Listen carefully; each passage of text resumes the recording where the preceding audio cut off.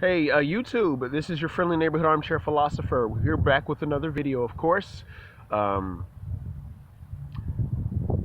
I've been thinking lately, with the exchange between men and women via, the black part of YouTube, it got me to thinking about some things besides just, tit for tat. But what makes up a man? I mean, really makes up a man. I don't mean the hypermasculine archetypes or anything like that, but what makes a man? Or what is our function, our purpose in life? They say to provide, to protect, to procreate, and to pleasure. I think, shout out to black privilege for kind of putting that on there. And ultimately, men are builders. Men are builders. It is in us to build, it is in us to create. It's also in us to destroy, and I think that both creation and destruction go hand in hand. I think they are the opposite sides of the same thing. I believe men are both creators and destroyers, but we were made to be builders. And right now we seem to be in this sort of destructive phase of masculinity as opposed to the constructive phase, the building phase, the building buildings, and then of course the raising of institutions and such. And ultimately I think men were made for sacrifice. Ultimately for the greater good of society, for your fellow man, and of course for the women in your lives and for the children in your lives. Men are ultimately sacrificers. We are to be the sacrifice. Even if you look back at the stories of crucifixion, because there have been more than one crucifixion story besides the one that is attributed to Jesus Christ. There have been ones where the hero lays down his life to save everybody.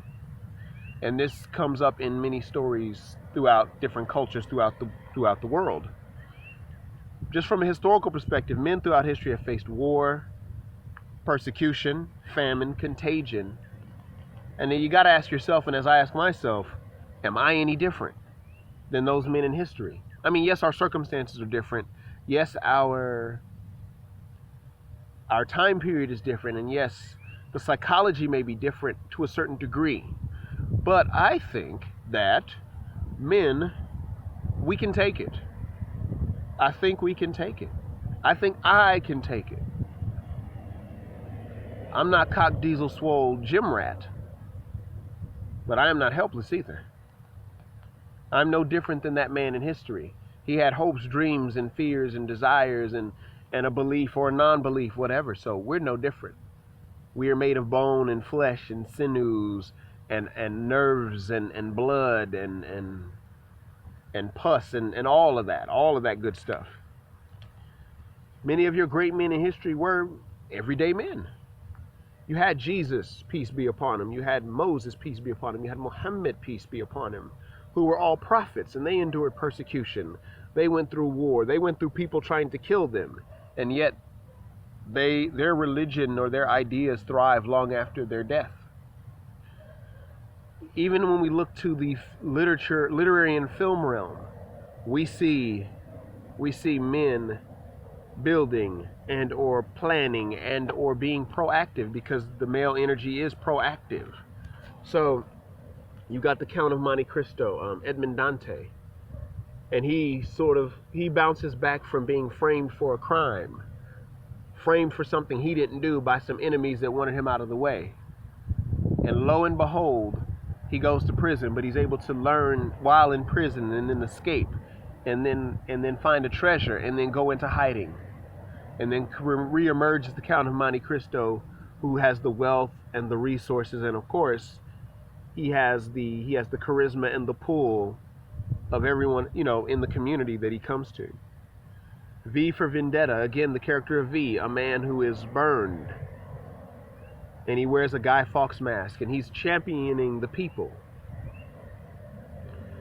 We can go to Black Panther in Marvel Comics, where it's about a young boy whose father is murdered before his eyes, and that young boy decides to grow up, get trained, get his education, and of course he comes back as to be the rightful ruler of his kingdom.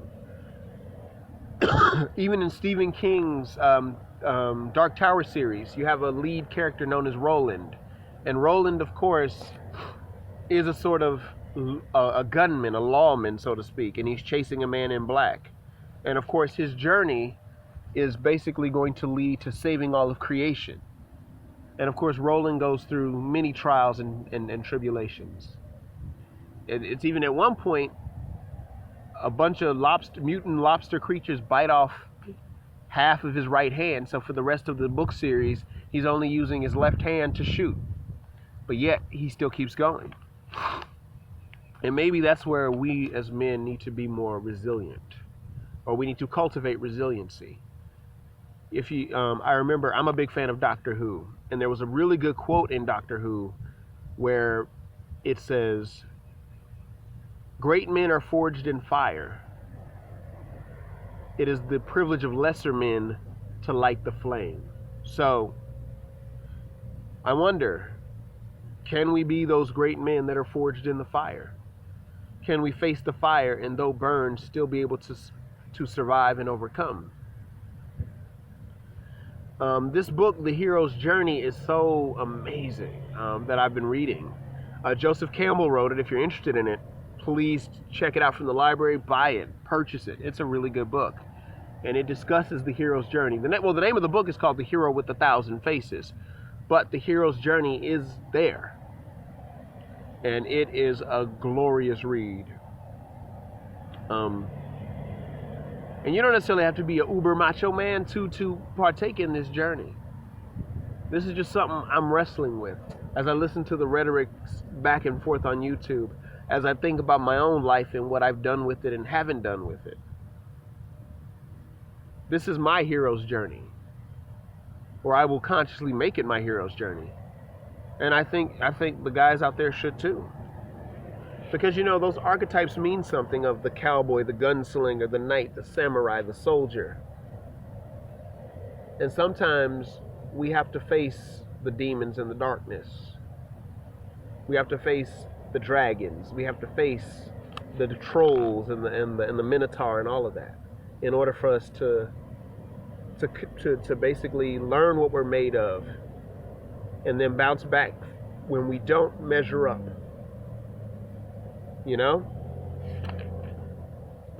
That's just my 2 cents on the subject. What do you guys think? What do you think about what I say? Does it resonate with you, or is it just me spouting off some words? Either way, give me your 2 cents. Peace.